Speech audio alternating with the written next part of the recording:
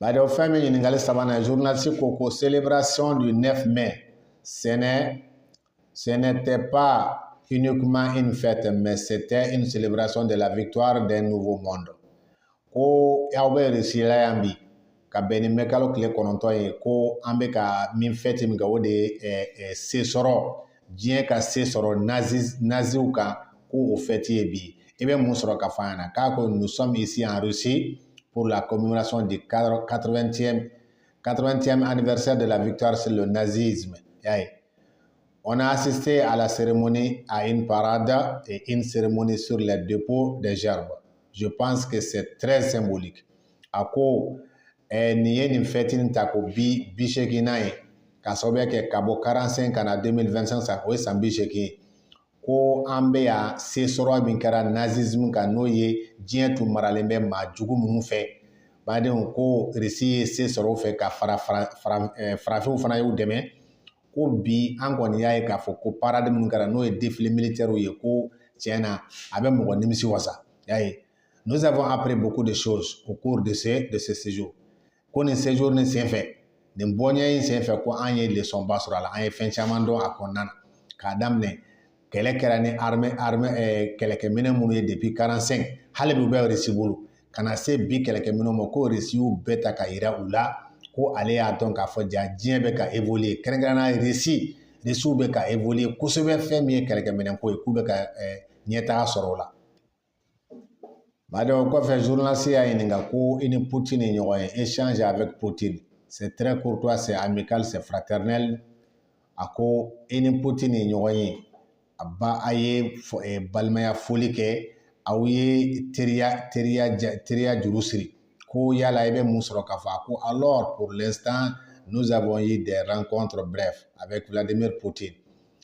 dans quelque temps nous allons voir un long entretien. Ça se passe très bien. Vraiment, c'est très courtois, c'est très amical, c'est fraternel et surtout ce qu'on demande en matière de nouvelles coopérations. Voilà. A ko an ni Poutine ye ɲɔgɔn ye ko a ma kuntagala janya kosɛbɛ an kɔni an ye kumaw falen falen ko fɛn min don a kɛra bɛn kɔnɔna na a kɛra teriya kɔnɔna na a kɛra badenya kɔnɔna na ko ni Ala sɔnna waati natɔ fɛ an n'a bɛna se ka baro jan kɛ ko nin de ɲininen don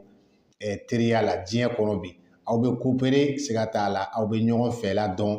aw bɛ ɲɔgɔn ka kuntagafan dɔn ko fɛn minnu ye kuntagafan kelen olu de bɛ taa ɲɔgɔn fɛ koyi kɔnɔ minnu ye suguya kelen k'olu bɛ wuli ɲɔgɔn fɛ siga t'a la Russie y'a faamuya k'a fɔ ko sans l'Afrique ale bɛ impérialistes bɛ se ale la Afrique fana y'a faamuya sans la Russie impérialistes bɛ se an na mais n'an y'an fara ɲɔgɔn kan siga t'a la l'union fait la force siga t'a la la Russie sera un très grand soutien pour les Africains, comme les Africains aussi seront un très grand soutien pour la Russie. Siga t'a la ninnu faralen ɲɔgɔn kan an bɛ ɲɔgɔn ma dɛmɛ wa an bɛ se juguw la.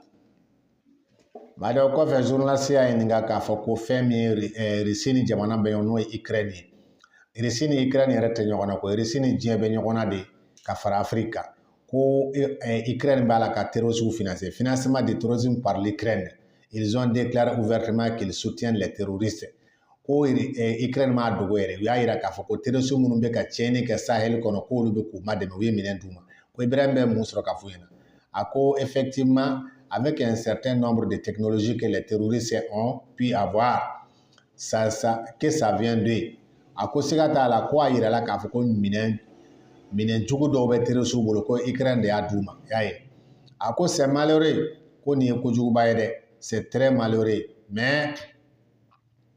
toujours est-il qu'on ne s'apitoie pas sur notre sort ko o kɔni kojugu don ko nka mɔgɔw fana k'a fɔ k'a fɔ ko olu tɛna u yɛrɛ sigi ka u yɛrɛ pleurnicher ko ye ka hinɛtɔkanw fɔ k'o t'a la dɛ nous avons appris la mesure de la chose fɛn min don an b'a kalama wa an b'a labɛn k'a kunbɛn fana y'a ye nous allons nous adapter nous allons les combattre y'a ye ko an bɛ u mana na ni fɛn fɛn ye an b'an labɛn ka bɛn n'o ye wa an b'o kɛlɛ dan na y'a ye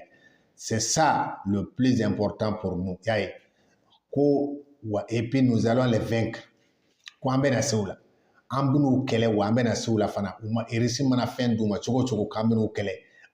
a mana terroristes financer cogo o cogo ka minɛn d'u ma an bɛ minɛn ɲini min ka bon n'u ta ye wa siga t'a la an b'u kɛlɛ an bɛ se u la fana. ba donc question min tuguna na halbi au be terrorism ga ko kwa yira la ka fo ko jamana woro be ka journaliste ya ininga ko jamana woro be ka terrorisme ou ko financer ako soutien extérieur au terrorisme. Tous les pays impérialistes financent ces combattants. Ko o kuma ye tiɲɛ wa k'a fɔ ko jamana wɛrɛw impérialistes n'o ye Amérique, France a n'a tɔw bɛɛ k'u bɛ ka terroristes financer u bɛ ka wari d'u ma u bɛ k'u former ko tiɲɛ don wa a ko les terroristes ils sont renforcés par beaucoup de combattants étrangers qui viennent d'ailleurs a ko siga t'a la dɛ ko terroristes caman bɛ olu ka jamanaw kan k'u bɛ bɔ kɔfɛ ka na de Burkinabéw tɛ a ko je prends le cas de Burkina. Il y a beaucoup de criminels qui sont au Burkina, mais ils ne sont pas des Burkinabés.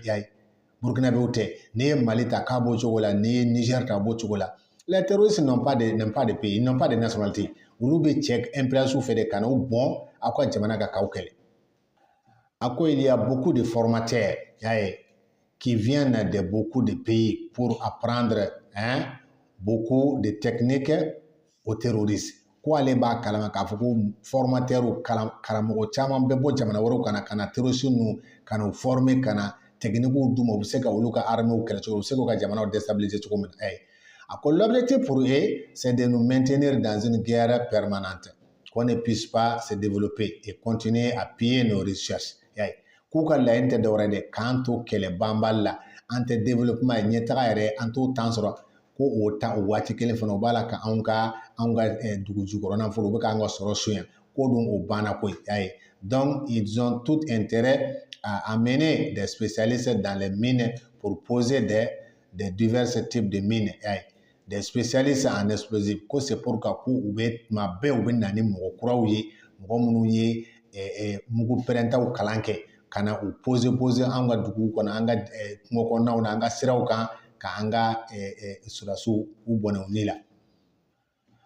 À cause tout ça, c'est pour contribuer à nous maintenir dans une situation d'insécurité. Mais nous prenons la mesure de la chose. Nous nous adoptons à chaque fois à leur mode d'action et nous continuons à les combattre jusqu'à récupérer l'entièrement du Sahel. Voilà. Bravo, capitaine. Wallahi, qu'Allah te bénisse. A ko bɛ nin bɛɛ de kɛ ka se ka anw to kɛlɛ banbali la ka anw to nin situation jugu in kɔnɔ pour que u ka se k'an ka dugu jukɔrɔ nafolo soɲɛ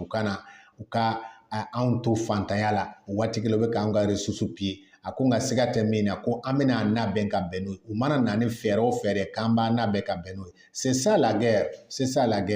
u mana na ni fɛɛrɛ o fɛɛrɛ an t'an sigi ka an yɛrɛ victimiser dɛ k'a fɔ ko an bɛ couler non jamais les pays de l'AES aw ɲɛ b'a la depuis ni chef d'état nana i bɛna fara u kan k'u dɛmɛ u b'a sɔrɔ olu yɛrɛ bɛ terrain kan déjà u t'u sigi ka kule ka i n'a fɔ démocrates tun b'a kɛ cogo min na non ils ne font pas ko an b'an labɛn ka kɛlɛ in kɛ wa siga t'a la an b'u kɛlɛ fo ka taa Sahel bɛɛ récupérer Burkina dɔrɔn tɛ dɛ Mali dɔrɔn tɛ dɛ Niger dɔrɔn tɛ dɛ tout le Sahel ko an b'u kɛlɛ fo ka taa bɛɛ libérer badenw nin tun ye capitaine ka interview ye journaliste bolo Moscou wa a ye jaabi min fana sɔrɔ ka di o de ni siga t'a la i b'a ye k'a fɔ ko cɛ nin ba bangena quoi wallahi les trois chefs de l'état de l'AES tiɲɛ yɛrɛ la ninnu nali kɛra hɛrɛ min ye n'i ko i b'a fɔ i bɛ dɔ de fɔ i tɛ se k'a bɛɛ fɔ k'a sababuya kɛ impérialistes jigi tigɛra de c'est pourquoi ils font tout u bɛ ka coup d'état la bɛɛ cogo bɛɛ ka se ka ninnu éliminer mais Dieu est avec nous wallahi Dieu est avec nous cɛ Afrique ka bɔ bolo la a waati de sera c'est pourquoi Ala ye cɛw bila ka na ni jamana ninnu kunna wa a jamana tɔ bɛɛ bɛna kɛ ta kelen kelen après les trois pays de l'AES le tour sera aux autres pays de l'Afrique u bɛna libérer kelen ka bɔ impérialistes sɔnni kɔrɔ badenw siga t'a la Afrique ka tile bɔra à partir de 2025 badenw africain bɛɛ kununa wa Afrique bɛna jɔ a sen kan i b'a fɔ ko cɛ kelen muso kelen denw et nous allons libérer notre cher continent. Vraiment, Ala k'a faransi kan. La jeunesse, aw de ye la colonne vertébrale de, comment dirais-je, de l'Afrique. A ye wuli k'aw jɔ Afrique bɔtɔ de bolo la. C'est fini pour les impérialistes. Bravo au capitaine, bravo au capitaine. One love à vous tous.